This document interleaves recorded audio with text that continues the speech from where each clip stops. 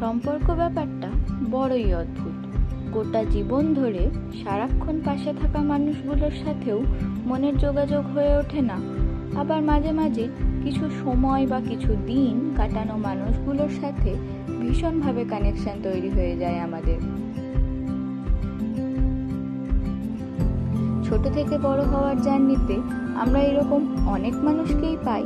আবার তাদের সঙ্গ ছেড়ে নিজের রাস্তায় হাঁটাও দিতে হয়। সেরকমই একজন মানুষের জন্য আমার আজকের এই প্রতিস্থাপন। আমি ওনার চেয়ে বয়সে অনেকটা ছোট হলেও ওনার স্নেহমাখা কথা শুনলেই আমার ওনার সাথে কথা বলতে বা কিছু সময় কাটাতে বেশ ভালোই লাগে। কিন্তু উনি আমাদের সঙ্গ ছেড়ে এগিয়ে যাবেন আরো দূরের পথে। হয়তো আর আগের মতন দেখা হবে না।